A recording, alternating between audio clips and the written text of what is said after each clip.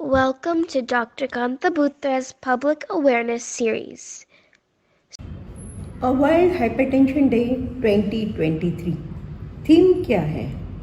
Last year का ही check your BP accurately, सही ढंग से ब्लड प्रेशर चेक कीजिए, कंट्रोल में रखिए तो दीर्घायु जीवोगे।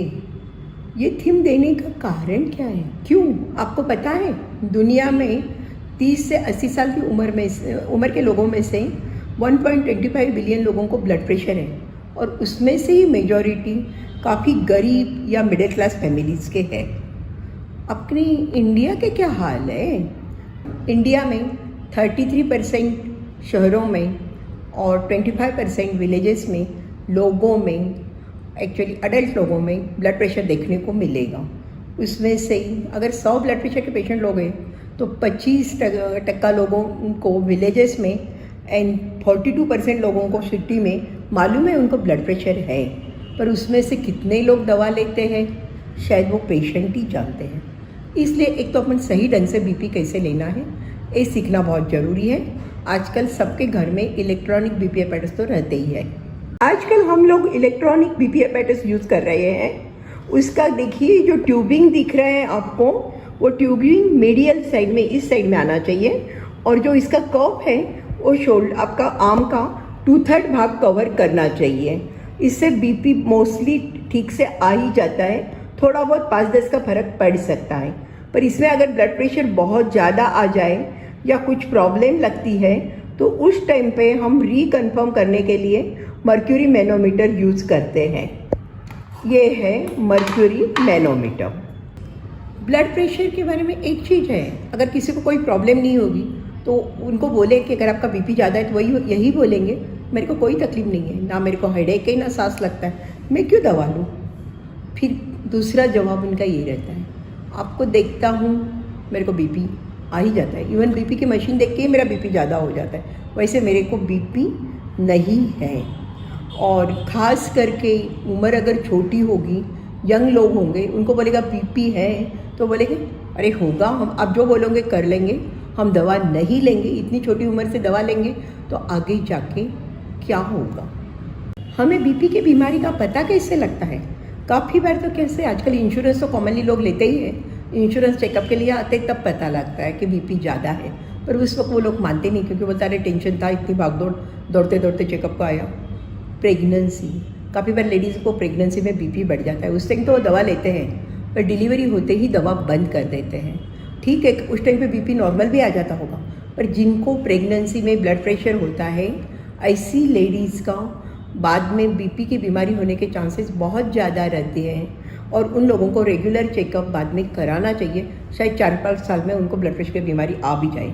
कभी कभी प्री ऑपरेटिव चेकअप के लिए कोई दूसरे कारण से ऑपरेशन कराना है, मालूम पड़ता है कि बीपी हो गया, ऐसे ही बॉडी चेकअप के लिए गए और पता लगता है बीपी है। इस प्रकार बीपी का मालूम पड़ता है क्योंकि रूटीनली ऐसे बहुत सारे कम लोग होते हैं कि जो बीपी चेकअप कराते हैं। तो मैं एक ही बताऊंगी, आप जब भी कोई भी इवन बुखार हो जाए, कुछ भी हो जाए, जब भी आप फैमिली डॉक्टर के पास जा रहे हो तब आप अपना बीपी चेक करा ही लीजिए। मेरे पास तो काफ़ी बार पेशेंट ऐसे आते हैं कि उनको पहले मालूम ही नहीं होता है उनको कोई बीमारी है। एक्चुअली दिमाग में लकवा हो गया, हेमरेज हो गया। अभी रमन भाई परसों ही आए थे, उनको 1 हफ्ते पहले लकवा हो गया था लेफ्ट साइड में, वैसे तो काफ़ी अच्छा सुधारा था, पतले से, कोई गलत आदत नहीं, ना ब्लड डायबिटीज़ ना कोलेस्ट्रॉल, सिर्फ उनको ब्लड प्रेशर था। उनको बोला आपको बीपी के कारण ये हुआ? वो बोले नहीं मेरे को बीपी के कारण ये नहीं हुआ है, मेरे को कैसे बीपी हो सकता है, मेरे घर में किसी को ही नहीं है, मेरे को तो ये हुआ इसलिए बीपी हो गया। मैं कि अब जो भी है आपको बीपी की दवाइयाँ तो कायम लेनी पड़ेगी और रेगुलर चेकअप भी कराते रहिए। बीपी कम ज़्यादा होगा वैसे आपको दवा कम ज़्यादा करनी पड़ेगी। तो ये हमारे को हर पेशेंट को बार बार समझाना पड़ता है। कभी आई चेकअप करते हैं, रेटाइना के ऊपर सूजन दिखती है, हाइपरटेंसिव चेंजेस दिखते हैं, आँख के डॉक्टर बोलते हैं जाके बीपी चेक कराओ, तब पता लगता है। कभी चलने में सांस लगता है, डॉक्टर के पास जाते हो बीपी ज़्यादा निकलता है।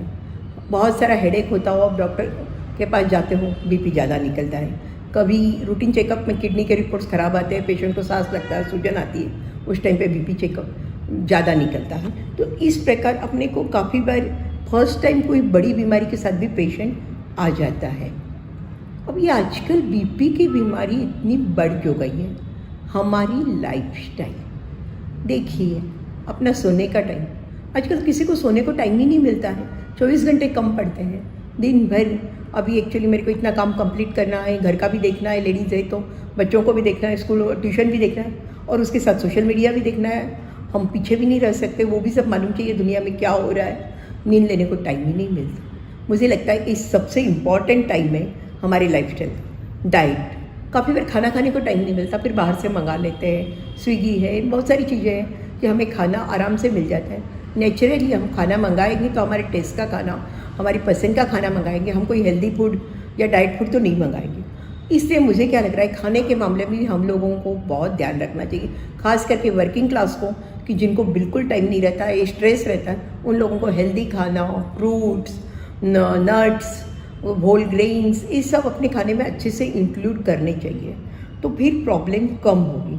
स्ट्रेस तो रहता ही है, पर स्ट्रेस कैसे मैनेज करना, एक अपना खुद का टाइम रखो। मैं हरदम बोलती हूँ, आपका वर्क प्लेस, घर का प्लेस, दोनों के बीच वाली जो जगह है उसमें आप रिलैक्स हो जाओ, तो आपको काफ़ी बार ठीक लगेगा। अल्कोहल, स्मोकिंग, इन सब से भी ब्लड प्रेशर बढ़ जाता है, सो इनसे दूरी रहिए। फिर स्क्रीन टाइम, वो तो आपको बताया कि उसके कारण आपकी नींद भी कम हो जाती है, काफ़ी बार बहुत ज़्यादा आप मोबाइल या इस पर रहोगे तो वजन भी बढ़ते जाते हैं। सो बेस्ट है आपका स्क्रीन टाइम लिमिट में रखिए। कसरत, ये सब बताने के बाद आपको ध्यान में आ गया कसरत के लिए टाइम ही कहाँ बचा है। नींद लेने को टाइम नहीं है तो कसरत कब करेंगे, आपको कसरत करना है। ऐसे कसरत में नहीं टाइम मिल रहा है, कोई बात नहीं, आप इन बिटवीन वर्क चलो, आपका खुद का पानी पीना है, जाके ग्लास खुद लो, पानी पियो, चाय खुद की खुद पियो, चाहे एक्चुअली इन बिटवीन अगर आपके क्लाइंट के साथ बात करना है, जाके क्लाइंट के सेकेंड करने के लिए उसके सामने जाके खड़े हो जाओ और सेकेंड करो, थोड़ा सा मिनी वॉकिंग करो, पर करते ही रहो, ठीक है। अभी एक्चुअली और एक इम्पॉर्टेंट चीज़ बताऊंगी मैं आपको, अपनी फैमिली ट्री देखो। काफ़ी बार क्या हो जाता है, जैसे मैंने रमन भाई की बताई थी, ये समझो ये रमन भाई है, उनको पूछा कि आपके घर में, बोले मेरे घर में किसी को भी ब्लड प्रेशर नहीं है।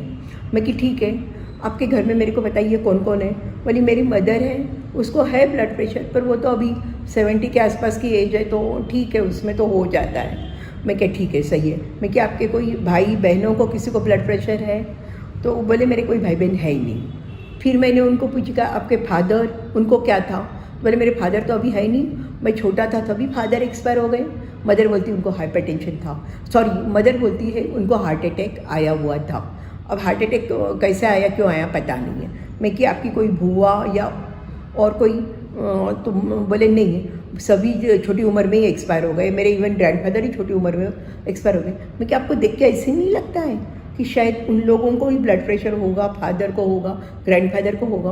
उस टाइम पे इतना अवेयरनेस नहीं था। इवन हम लोग अभी भी रेगुलर चेकअप नहीं कराते हैं, तो उन लोगों ने कभी चेकअप नहीं कराया होगा। जब बड़ी प्रॉब्लम आ गई है तब वो हॉस्पिटल में पहुँचे होंगे, इसलिए छोटी उम्र में डेथ हो गई।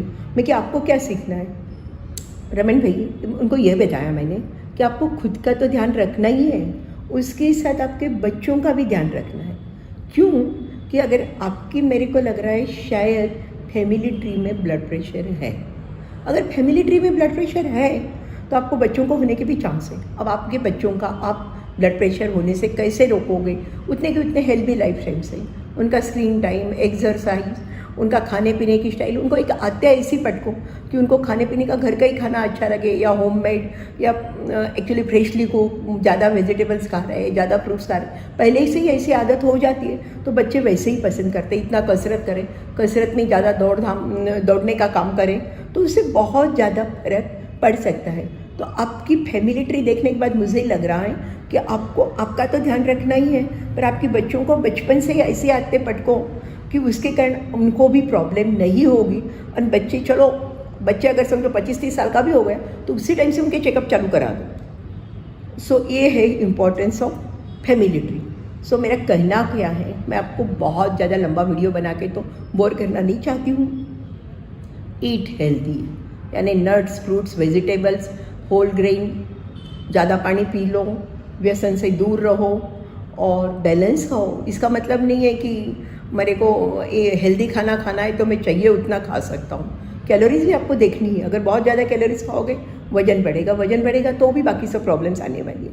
दूसरा, सिंपल फॉर्मूला, कीप मूविंग, एक जगह बैठो मत, थोड़ा सा हुआ इधर घूम लो, इधर घूम लो, इधर घूम लो। स्लीप प्रॉपरली, और उसके सिवा आपकी दवाइयाँ तो लो।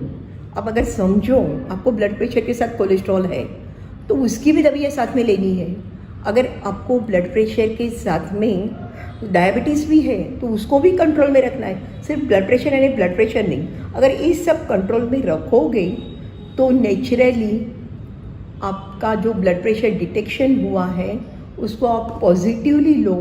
हाँ, जो हुआ अच्छा हुआ, मेरे को जल्दी मालूम पड़ गया, मैं खुद ठीक से ही रहूँगा। आपकी दवाइयाँ एडजस्ट कराते रहो। लाइफस्टाइल पॉजिटिव अच्छी 3 चीज़ें, eat balance, eat healthy, keep moving, sleep properly, no व्यसन एंड ठीक है, दवाइयाँ लो। Thank you.